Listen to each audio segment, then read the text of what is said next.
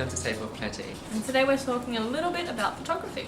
We're going to run you through how to use your camera and we're going to show you a few tips on how to take great pictures. Yeah. So even if you have a DSLR, an SLR camera, or if you're just using your phone or literally anything you can get your hands on, we're going to show you some principles you can apply across all modes of photography. It's not as intimidating as it seems. Just because of its body doesn't mean that it's like super difficult to use. Basically, there are three key principles you just really need to think about when you're kind of taking the photos. And really that's shutter speed, aperture, and ISO, really. Essentially, they will kind of just control the amount of light that gets in, how quickly the photos can be taken, and yeah, just what you're focusing on, really. And the thing about DSLR cameras is that they're extremely powerful, so you can use them for photography, filming, audio recording.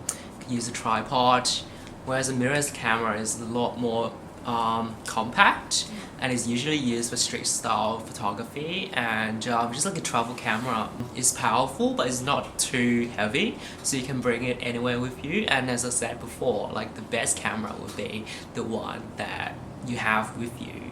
Which brings us to the phone. So I think I love my iPhone, and I just love phones in general because yeah, like you would have it, like most of the time you would have it 24/7, have it with you 24/7, and when you're on the go, when you're going shopping, when you're going on biking, wherever you go, you have it with you.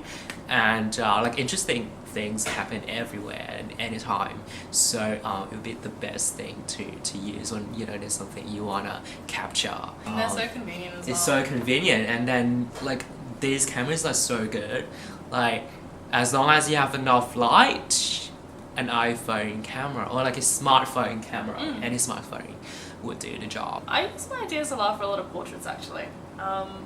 I love carrying it around in like sneaky little backpacks, and if I'm on a trip, like I'll bring like a little portrait lens, and essentially yeah, I just like to take just like really close kind of candid moments, because I find a DSLR camera really allows you to capture the intricacy of like a moment really well. Be the one to go to. I love night photography as well. I love playing with like torches when you have like that low exposure happening. Oh great, yeah. And then you kind of like draw lines with your torch. Line drawing, right? Yeah, so much fun. So what do we need for that style? Tripod, definitely, because it needs to capture light, and you can't do it with your hand, because it gets shaky. Yeah. So, but if you don't have a tripod, you can also use a bunch of books if you stack them really well. Yeah. It's like a good little thing I used to do in high school.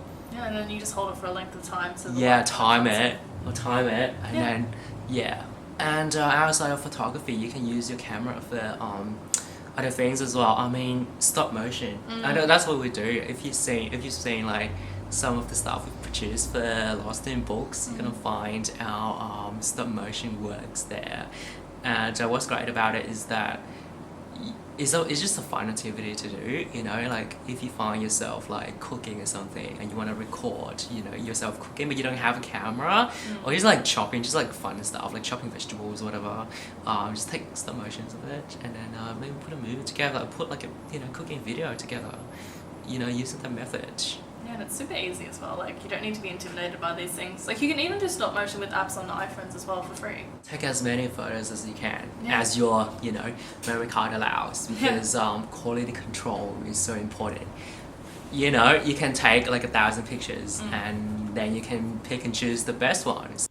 Hey guys, thanks for checking out Table of Plenty. Feel free to check out the rest of the content on Lost in Books TV, and we look forward to seeing you soon.